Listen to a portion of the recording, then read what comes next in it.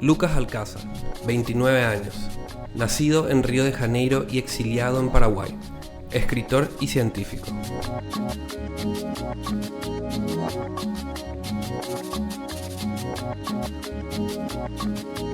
Buenas tardes, Asunción, monstruosa y freak, y hoy más abyecta e inhumana que nunca.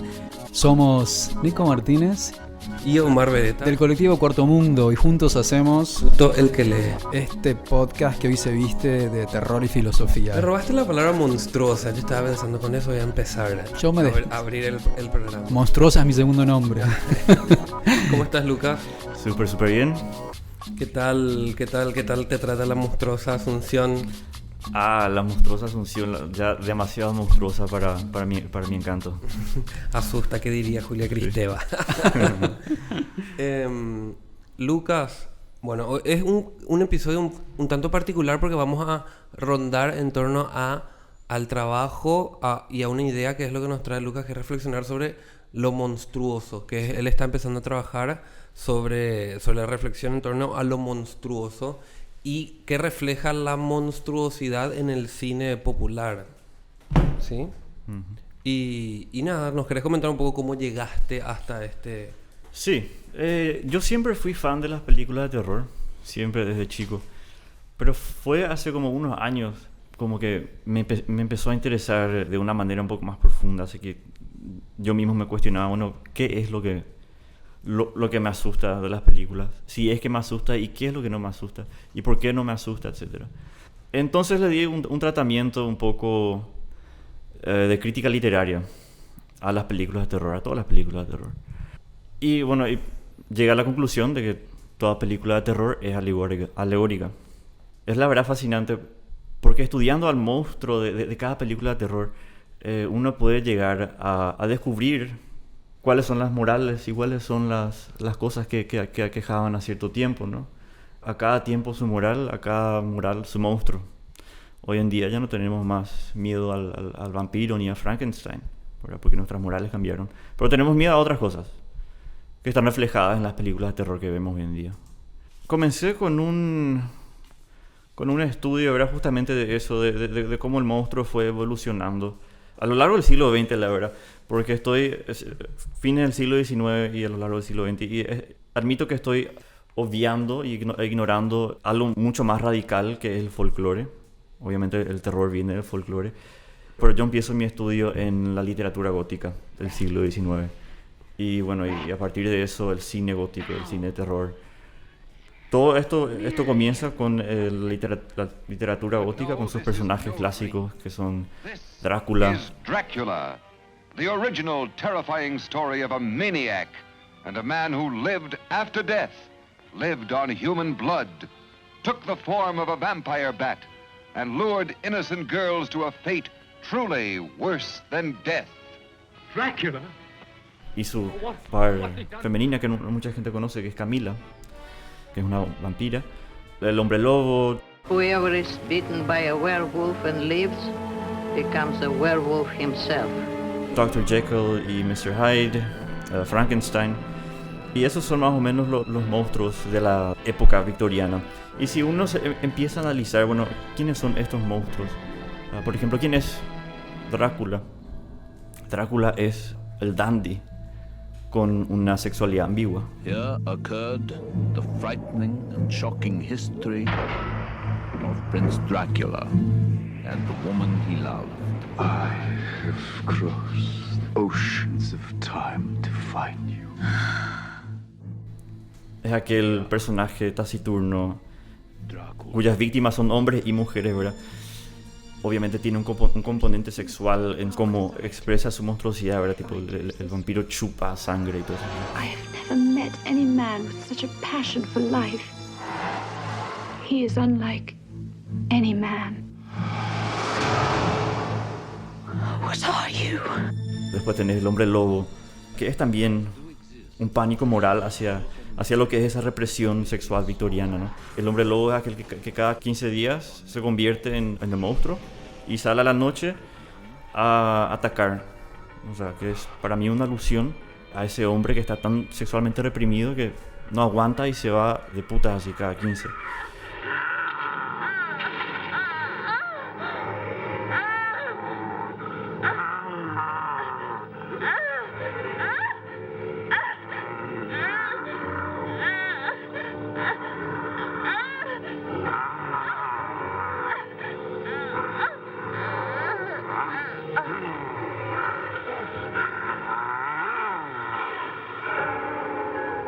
Y bueno, infecta a sus víctimas, vamos a decir.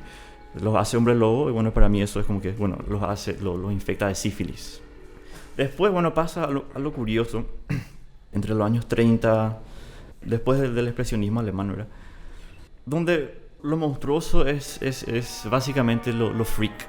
Existe la película que se llama Freaks, que creo que es de 1932 por ahí. Es el morbo de ver así a gente más o menos del circo, ¿no? And now, folks, if you'll just step this way, you are about to witness the most amazing, the most astounding living monstrosity of all time. Un año después de esa película, Hollywood pasa un código que se llama el Código de Hays, que es un código sumamente moral. Este código Hays dice que el monstruo, si es que vas a hacer una película de terror, el monstruo siempre tiene que ser derrotado. Fue una manera de querer encaminar las películas de Hollywood hacia...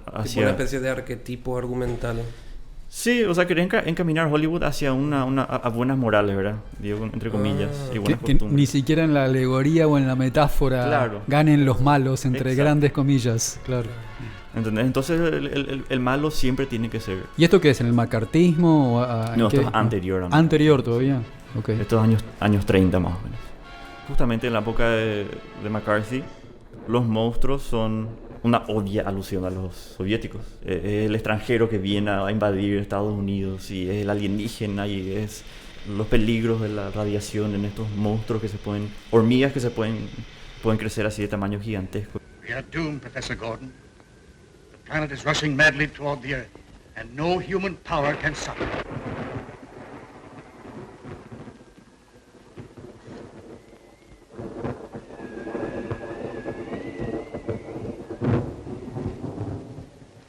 You're right, Hensley. It's only a question of time. Soon the Earth will be smashed to atoms. Podemos convenir que ahí ya tiene más que ver con la invasión de afuera. Exacto. Y menos con la sexualidad. Exacto. Un poco que viene del vampiro o de esos otros, o del hombre lobo. Exacto, tipo ahí, viste que ya cambia un poco Claro, ya claro. la ansiedad. Cambió el problema. Cambió sí. el problema.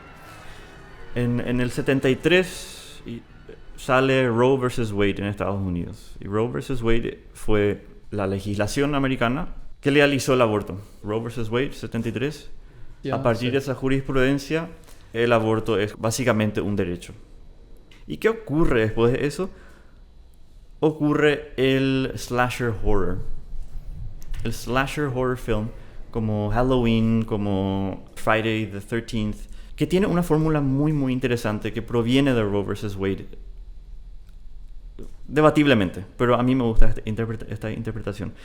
En todos estos slasher horror movies siempre viene el monstruo, es básicamente un tipo desquiciado que viene con un cuchillo y le mata a gente. Halloween night. A small American town. 15 years ago.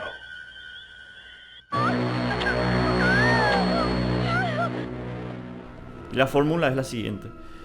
Generalmente son un grupo de adolescentes, amigos adolescentes. Recalentones. Recalentones, etc. Y están haciendo un camping, o están haciendo esto, lo otro, y cada uno va muriendo uno a uno. ¿Cómo sabes quién muere? Porque los que tienen sexo, o sea, las parejas que tienen sexo, en la siguiente escena ya son muertos. Es como que tenés ese componente también muy moral, volviendo otra vez hacia lo victoriano. Y vos ves en esas películas, especialmente comienzo de los años 70, que hay una rabia enorme hacia las mujeres, porque ellas son las que más gore, más... Cuyas muertes son más Ahí sanguinarias, está, más, cuyas más, muertes, sí. Más truculento, Exacto. más... Es como un castigo hacia ellas. castigo hacia la liberación de la mujer. Exacto. Al punto que luego salen parodias, ¿no? Sí, exactamente. Claro, porque es tan grosero, la versión seria, digamos, es tan grosero esos chorros de sangre que le salen del cuello, que la parodia era fácil de esperarla, ¿no? Sí. Así mismo. Y bueno, y tenés así el componente fálico, que es el cuchillo, ¿verdad? Que penetra a la mujer y le, vamos a decir, le cura de su amoralidad. Claro. Es muy loco ver cómo encontrar como que estos elementos donde la cultura y el espíritu de una época imprime la moralidad por la cual la sociedad estaba atravesando, ¿no? Me hace acordar un poquito a lo que... Porque Nietzsche hace algo así, o sea, a partir de las palabras construye una genealogía y una reflexión sobre la moral, ¿verdad? Que eso está muy bueno. Y bueno, ahora estamos viendo cómo Lucas está haciendo esto con los monstruos, porque definitivamente también vemos cómo se va manifestando, o sea, tipo... Porque al fin y al cabo la producción de miedo siempre fue un capital político. Como esto se fue atravesando por el tema de los rusos en la época de la Guerra Fría, por el tema de las mujeres por la legislación del aborto. Pero hay algo en esto que vos nos pasaste para leer, leí algo que me pareció súper interesante de cómo esa comparación que haces entre Frankenstein y Pinocho. Sí. Eso me pareció así sumamente interesante. ¿Nos querés comentar un poquito sobre eso? Sí, claro. Entonces yo hice la comparación entre Frankenstein y Pinocho. Los dos son así, en plan, básicamente la misma criatura, pero uno es un monstruo y el otro es un cuento de hadas, ¿no? O sea, para los puristas acabamos de decir que Frankenstein es el monstruo de Frankenstein, así que para que no... Claro. Entonces, ¿cuál es la diferencia entre Pinocho y Frankenstein? Que Pinocho quiere hacerse un chico real. ¡Hey! ¿Qué pasa aquí? Lindo muñeco de pino, despierta. ¡Me muevo! ¡Mira, papá! ¡Mira! Y se esfuerza y al final consigue ser un chico real en carne y hueso. ¡Un niño de verdad! Se deshace de su deshumanización y se hace humano, se hace un chico. Frankenstein no.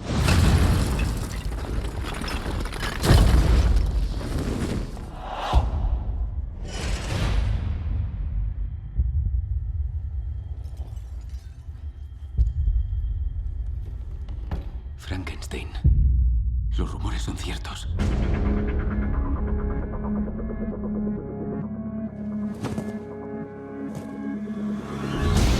Me fue dada la vida hace 200 años. Y soy único. Frankenstein quiere ser aceptado como él es, como un monstruo. Sigo mi propio camino. Soy un monstruo. Y eso es inaceptable. Frankenstein debe ser destruido. Dios te condenará.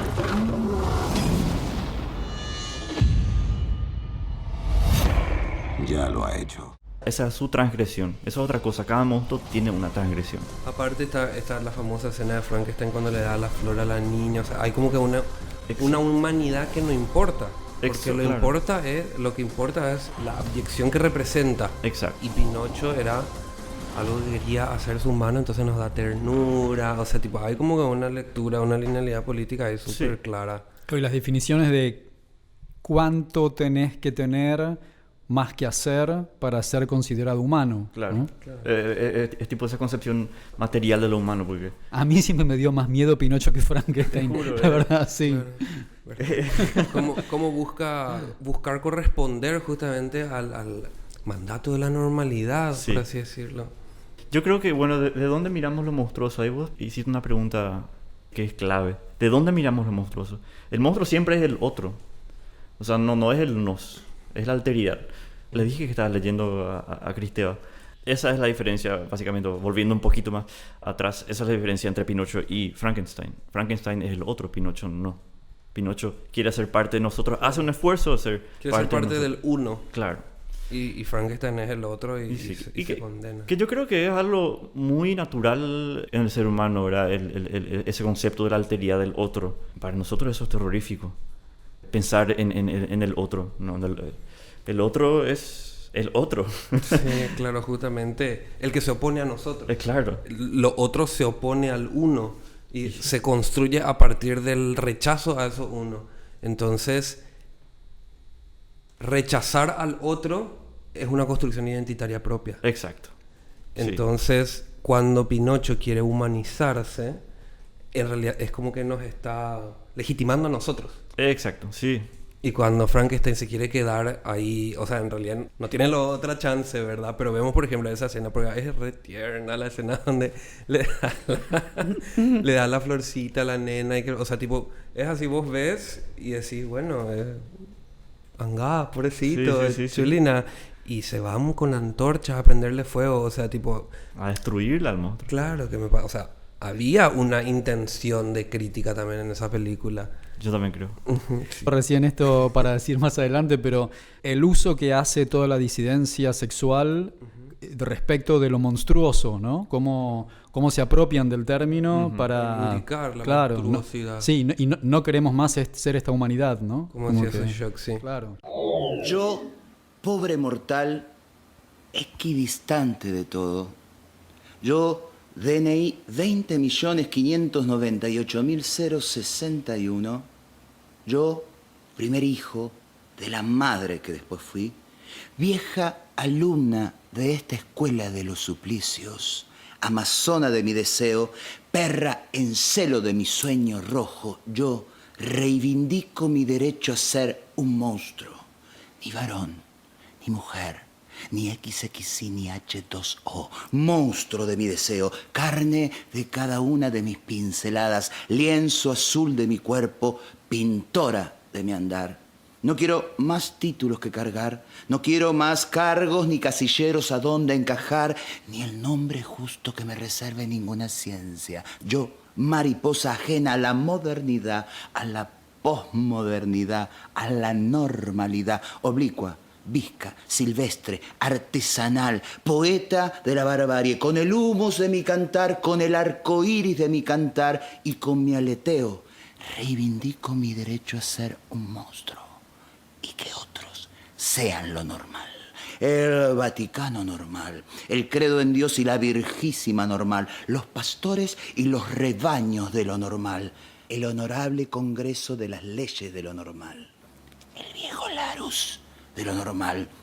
Yo solo llevo las prendas de mis cerillas, el rostro de mi mirar, el tacto de lo escuchado y el gesto avispa de besar. Y tendré una teta obscena de la luna más perra en mi cintura y el pene erecto de las guarritas alondras y 7 lunares, 77 lunares, ¿qué digo? 777 lunares de mi endiablada señal de crear mi bella monstruosidad, mi ejercicio de inventora, de ramera de las torcasas, mi ser yo, entre tanto parecido, entre tanto domesticado, entre tanto metido de los pelos en algo, otro nuevo título que cargar, baño de damas o caballeros, nuevos rincones para inventar. Yo, transpirada, mojada, nauseabunda, germen de la aurora encantada, la que no pide más permiso y está radiosa de luces mayas, épicas, parias menstruales, marlenes, dianas sacayanas, sin Biblia, sin tablas, sin geografía, sin nada, solo mi derecho vital a ser un monstruo, o como me llame, como me salga, como me pueda el deseo y las fucking ganas, mi derecho a explorarme, a reinventarme, a hacer de mí mutar mi noble ejercicio, veranearme, otoñarme, invernarme, las hormonas, las ideas, las cachas, toda el alma. Amén.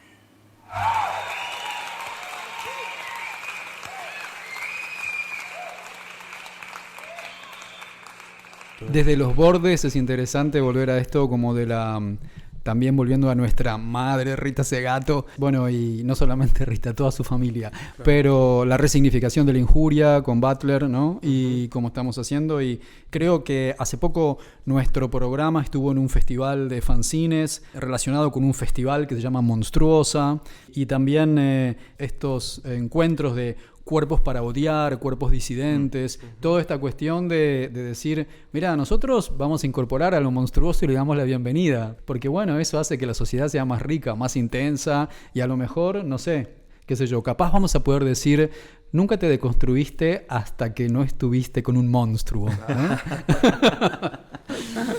Sí. Con tu monstruo, porque hay que ver qué es lo monstruoso Claro, para cada yo creo uno, que ¿no? todo el mundo tiene monstruos.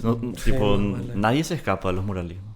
Me parece súper interesante dentro de justo la propuesta que vos hiciste en ese texto, de cómo Frank está en el monstruo, todo lo que se trató de resumir en una línea en contra de la Unión Soviética, la juventud sexual, sexuada, todo, o sea, tipo, toda esa línea de cómo se construye a ese enemigo, a eso lo monstruo. Sin embargo, Hannah Arendt habla de la banalidad del mal. Sí. Que esta es una categoría justo que trajo Lucas en este ensayo que leímos suyo, en donde habla que en realidad, en la historia, los peores criminales no eran monstruosidades, tenían que ver, o sea, eran perfectos, eran igual a nosotros. El texto de Hannah Arendt de Eichmann en Jerusalén justamente es un análisis sobre la personalidad de Eichmann, que era el encargado del transporte de los judíos a los campos de concentración, de los judíos, de los gitanos, de los homosexuales, de toda la monstruosidad y les llevaba a los campos de concentración, y era tipo todo un análisis. Al principio hace todo un análisis en torno a quién era Eichmann, cómo llegó a cometer eso. Hannah Arendt se topa con algo fascinante, que Eichmann es un mediocre, no es nada monstruoso, es un burócrata, es una persona a quien vos le ves todos los días comprando pan, yéndose a la oficina, y sin embargo, ¿verdad? Está ahí en el juicio, ¿verdad? Como con el cartel así de monstruo. Y ella dice, no, había sido que el monstruo está dentro nuestro, y todo el mundo tiene la capacidad de ser un monstruo. Yo siempre digo, y esto va a sonar un poco raro a ciertas personas, pero yo creo que es muy peligroso, por ejemplo, pintarle de monstruo a Hitler o a Stalin, porque una vez que vos haces eso, el monstruo ya está afuera. O sea, el monstruo ya no sos más vos, ya no es más un humano. No, pero Adolf Hitler era un ser humano, ¿no? Y su monstruosidad estaba en su humanidad, y cualquier persona tiene la capacidad de eso. Él tiene su monstruosidad así al lado de su humanidad. Entonces, como que eso es básicamente lo que decía Arendt, ¿verdad? Tipo, nosotros buscamos los monstruos en los lugares más recónditos, pero está en verdad adentro nuestro. Trayéndolo a nuestras pampas, Lenton, que es una investigadora del CONICET que estudia en Argentina el genocidio indígena, aún no reconocido por nuestros territorios, dice que es muy fácil echarle la culpa de todo al general Roca y poner toda la culpa, crear un personaje monstruoso responsable, derrumbar la estatua, tirarle bombas de pintura roja y listo, cuando en realidad lo que hay que analizar es todas las familias patricias argentinas que se quedaron con los campos que derivaron de esa campaña de exterminio organizada por Roca y toda su coalición eclesiástico-cívico-militar que lo mantenía en el poder, ¿no? Claro, el monstruo sistémico. Claro. Y aparte convengamos que hoy en día gran parte de todas las corrientes como que odiantes construyen su discurso a partir de un otro de quien hay que temer y de quien hay que protegerse. El nacionalismo, el ultranacionalismo construyen al inmigrante que viene a robarte tu trabajo. Cerrar fronteras para hacer un inventario. Es decir, qué hay y qué no hay, quién entra y quién no entra. El migrante como persona no tiene ninguna culpa, pero lamentablemente está perjudicando el estilo de vida y la forma de vida que ya era precaria de los chilenos. Se está discriminando a los extranjeros. Podríamos decir que se elige o se prefiere primero a los chilenos. Los evangélicos construyen al puto que le quiere violar a tus niños. Sí, el canon de lo natural, ¿no? El canon de lo natural. Enseñar ideología de género a los niños constituye abuso infantil porque les induce a tener una disforia de género. Yo me acuerdo que, aunque a Omar no le gusta, porque a Omar no le gusta Borges, se atreve a discrepar con Borges. Maten al viejo. No lo dije yo eso, ¿eh? No, pero había bueno. una cosa que él dijo. Bueno, sí, todos sabemos que Borges era medio facho, ¿verdad? Pero en un momento... medio mirándolo así. Pero había una cosa que me parecía súper interesante, en donde a él le mostraron la propaganda de la Unión Soviética en la época de Stalin, ¿verdad? Él dijo, no podría comulgar con ninguna ideología en donde construye como monstruosidad a su enemigo. El desencanto con aquella esperanza de Rusia vino muy pronto, ¿no? Sí. Le voy a decir cómo vino. A ver. Es muy raro.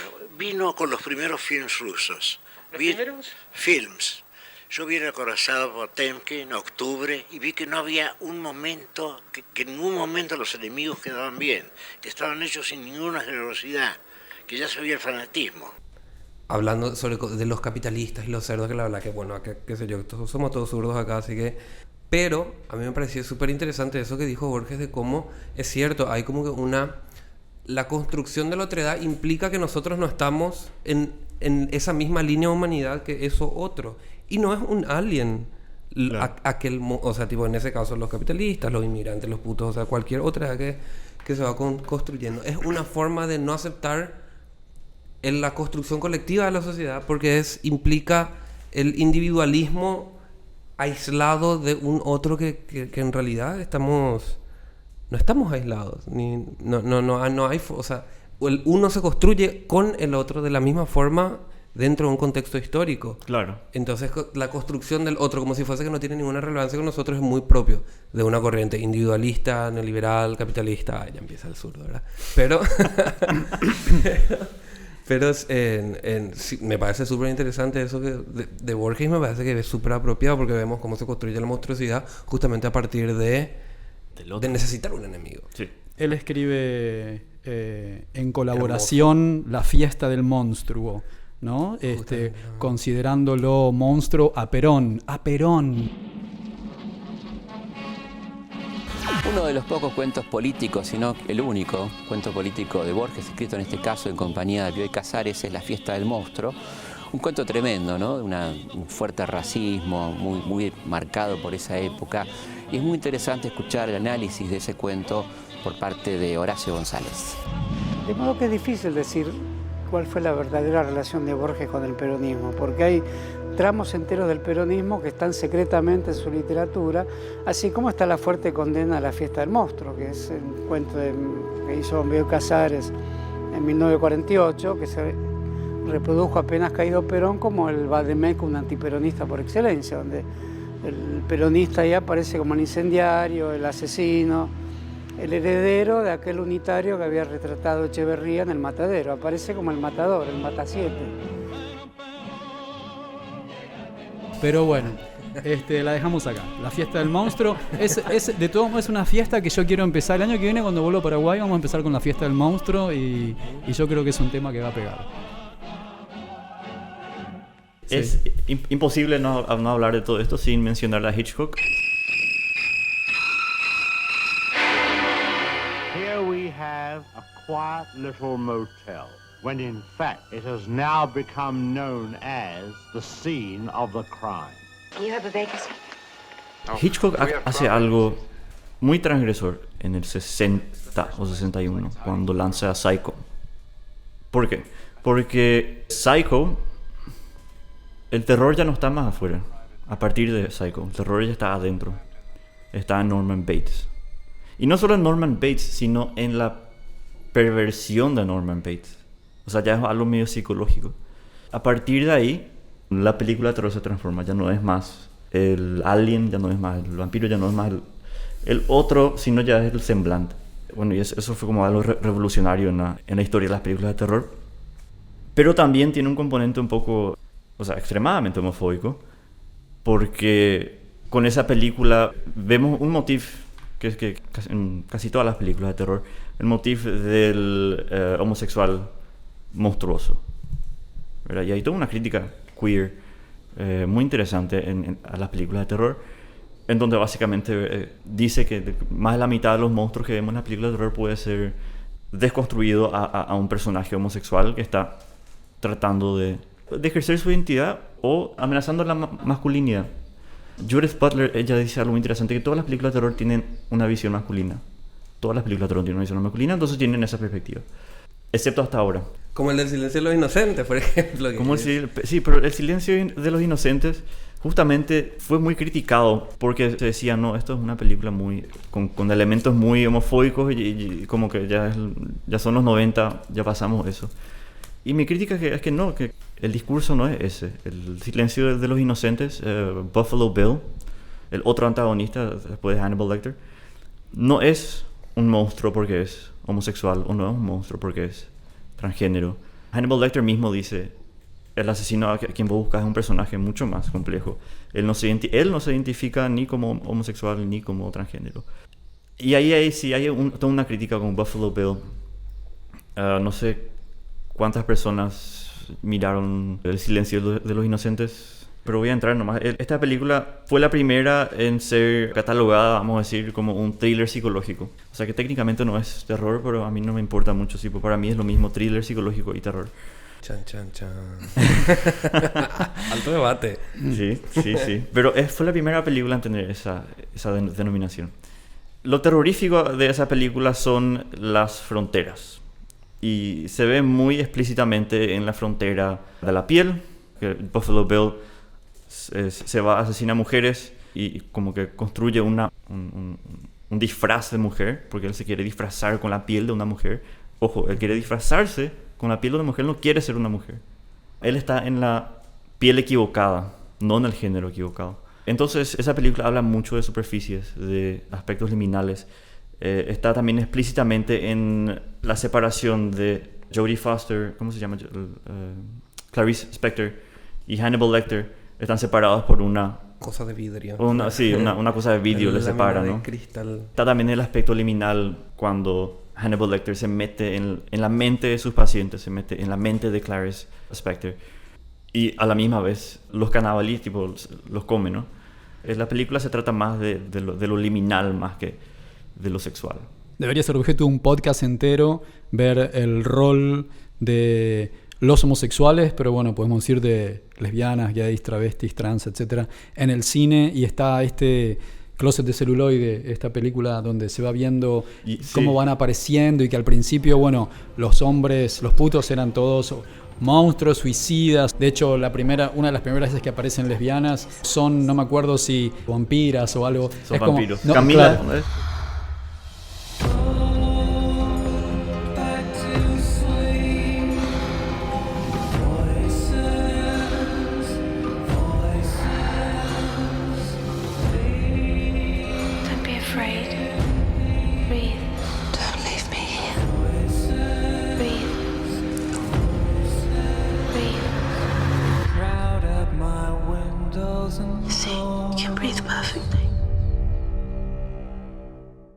Y Rocky Horror. A ver, vamos con esa. Okay. Bueno, Rocky Horror es tipo un clásico. Yo creo que es más... No pensé mucho en el Rocky Horror Show a través de esta lente, porque me parece que es... Es como una respuesta a ese discurso de alguna manera. Es como que la comedia del horror. Y existe películas excelentes que son eso, pero ya es como que ya es muy... metacrítico, ¿no? Porque ahí el lugar del monstruo está súper erotizado, ¿no? De alguna forma, es como es lo deseado de alguna forma, ¿no? Es como, exacto. Querés que te agarre el monstruo, es como que sí.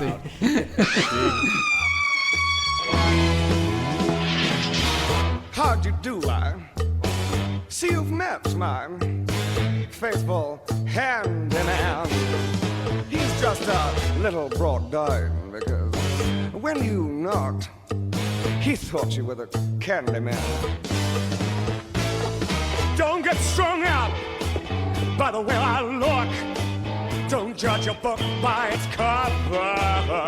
I'm not much of a man by the light of day, but by night I'm one hell of a lover. I'm just a sweet transvestite from transsexual Transylvania. Let me show you around, maybe. Es más de culto porque vos te ibas con tus amigos, supongo, como que es simpático y no sé qué, y es transgresivo y bueno. O sea, me parece interesante porque justamente hablaste sobre la frontera entre película de terror y thriller psicológico. Y hoy podemos hablar perfectamente, y me parece que también representa el espíritu del momento, de la historia, ¿verdad? De el Guasón. Entenderle al monstruo dentro de su locura, pero justamente, o sea, un monstruo que se convierte en monstruo, y por eso hablo sobre el series de la época, a falta de un estado ausente, de unas condiciones sistémicas de su forma de vida que terminaron convirtiéndole en una persona sumamente hostil, de los abusos que sufrió en el pasado. Yo creo que el Joker solamente podría existir, es una película que solamente podría ser lanzada hoy en día, justamente por lo que acabas de decir. Entonces, con la moral imperante hoy, ¿cómo se construyen nuestros monstruos? ¿Quiénes son los monstruos para el neoliberalismo? Para el neoliberalismo, sí. Es siempre difícil hablar de los tiempos de uno, ¿no? Es siempre difícil hablar de lo contemporáneo porque no todo está totalmente condensado. Anduve notando ciertos motivos en cuanto al monstruo contemporáneo y llegué a dos cosas. Uno es el renacimiento de la mujer monstruo y el otro es la ambigüedad de lo monstruoso. La ambigüedad de lo monstruoso me refiero a... Realmente en películas tipo Annabelle, Actividad Paranormal, esas películas que se hacen ahora que son medio masivas y populares, el monstruo es como una posesión demoníaca, ambigua, ¿no? Tipo, no sabemos exactamente qué es. Y yo creo que eso dice muchísimo del estado de las cosas. Porque bueno, vivimos en cierta ambigüedad moral, ¿verdad? No en el sentido de que no sabemos qué es lo bueno y qué es lo malo, sino en el sentido de que lo malo ya es, puede tener elementos muy buenos y puede ser redimido y lo bueno puede tipo ser demonizado, así, ¿no? El ejemplo del Joker. Y después está el otro que me parece más interesante, es la mujer monstruo. En películas como Hereditary, en Midsommar, que son los mismos directores, Suspiria, que se lanzó otra vez, que se diferencian a la mujer monstruo de antes, de los 70, por ejemplo. Porque antes la mujer monstruo era una víctima. Era Carrie, de los años... Fin de los años 70, comienzo de los 80. Aquella adolescente que sufre la menstruación, entonces se convierte en monstruo. ¿Verdad? Ella sufre su monstruosidad. La exorcista Linda Blair, ella sufre de su posesión demoníaca, que es, ¿verdad?, ella atravesando por la pubertad. Ya no es el caso. El monstruo femenino ya no sufre. El monstruo femenino disfruta. Y tiene muchísimo que ver con las nuevas olas de feminismo que están ocurriendo por todas partes. Una de las películas más importantes en mi opinión, de los últimos tiempos es Hereditary. ¿Qué? A veces he notado su presencia en la habitación. ¿Qué ha pasado? ¡Qué fuerte! ¿Pero qué es eso? Ella no se ha ido. Fantástica la película, fantástica desde todo sentido, cinematográfico y en la historia en sí. Entonces, Hereditary es básicamente una película donde el protagonista es una mujer, la madre de una familia, tiene un esposo, una hija y un hijo, y la mamá se muere, la matriarca se muere, y empieza, un periodo de duelo, porque se murió su mamá.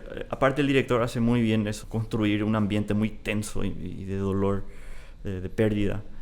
En fin, a la media hora de la película se muere su hija más chica en un accidente así brutal, asqueroso, no te esperas. Entonces comienza otro duelo. Entonces es la pérdida de su mamá, ahora es la pérdida de su hija. Y la película progresa así, queda medio en lo ambiguo, no sabes si la mamá está perdiendo la cabeza o si está de verdad pasando por una posesión, ¿verdad?, mala, demoníaca. Esa ambigüedad se queda más o menos así como está hasta la última escena de la película. Tanto así que al final de la película ella literalmente pierde la cabeza.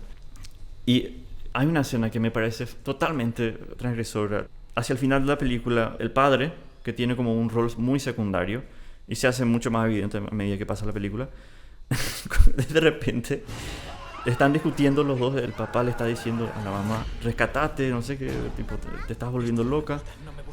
así como si nada, algo muy, muy absurdo. El hombre, tipo, se prende fuego. ¡Para, por favor! Mamá, ¿qué está pasando? ¡Que pare, que pare! Ahí es como se prende fuego y se muere. Entonces es totalmente eliminado de la película. Y eso es la muerte tipo de la visión masculina, ¿no? De la película. Deus ex machina. Tipo ¿autocombustiona? Autocombustión totalmente, así tipo es muy absurdo. Ay, me encanta. Y es así como que, él está discutiendo, bueno, le eliminamos de la película. Y me pareció fascinante esa parte. Y bueno, Judith Butler y Susan Sontag también, ellas hablan mucho de todas las películas, especialmente las de terror, particularmente las de terror, tienen la visión del hombre, nunca la visión de la mujer. ¿Y por qué es Hereditary? ¿Cómo se relaciona esto con Hereditary? Que las mujeres están cambiando su rol en la sociedad, ¿no? Hay un cambio de paradigma, ¿verdad? De qué es ser mujer, bueno, qué significa, y qué significa el género, y qué significa la sexualidad, ¿no? Y eso es asustador para el status quo, ¿no? El monstruo siempre es monstruoso para el status quo. Vemos, por ejemplo, The Witch, una película del 2016, que también es eso mismo, el empoderamiento de la mujer. La última frase de la película es: yo desearía vivir deliciosamente. What dost thou want? What canst thou give? Wouldst thou like the taste of butter? A pretty dress? Wouldst thou like to live deliciously? Yes. Wouldst thou like to see the world? ¿Entendés? Entonces como que está gozando, ¿no? Y se va al bosque con sus amigas, con sus amigas brujas. Exacto. Entonces tenés ese elemento de riquísimo, empoderamiento de mujer que es, vos ves que es terrorífico para el status quo, porque quiere transgredir sus roles. Ya no quiere ser la mamá de casa. No quiere más esta humanidad. Exacto. Claro, sí. No quiere más esta humanidad. Sí. No acepta su humanidad. Quiere ser aceptada como tal, como Frankenstein. Lucas, ¿y por casa cómo andamos? ¿Cuál es el vínculo entre el terror y nuestros territorios? Yo creo que en Sudamérica ocurre algo muy interesante, que es que nosotros no queremos hablar de nuestros monstruos. Tenemos una aversión de hablar de nuestros monstruos. Y obviamente tenemos muchísimos. Que siguen gobernando. Que siguen gobernando. Porque siguen gobernando. Yo creo que es un poco ese culto católico de que el mal se lo invoca hablando. Entonces, si es que no hablamos del mal, entonces no viene. A diferencia de la tradición luterana protestante, que el mal siempre está ahí, hable o no hable, entonces vamos a hablar nomás.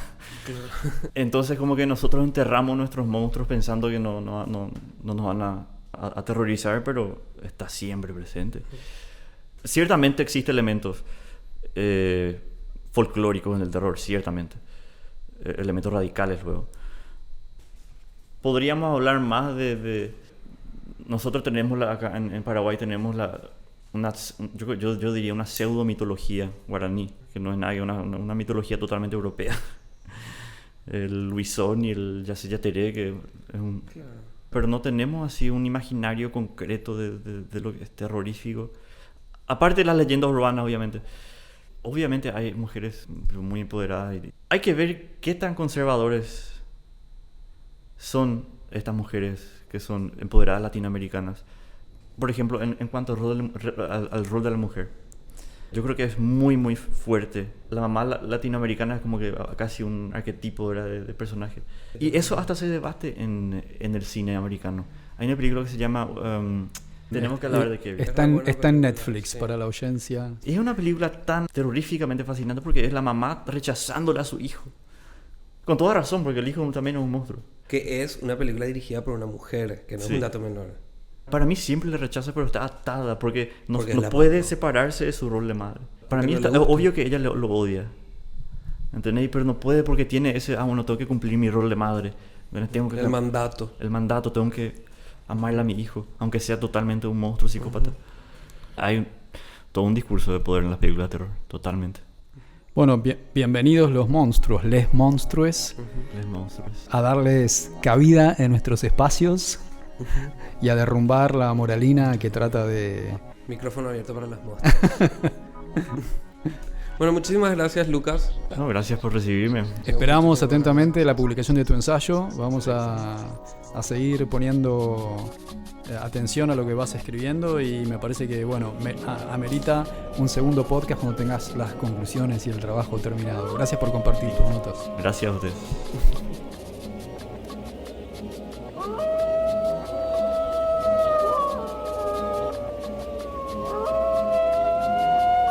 Vamos a terminar.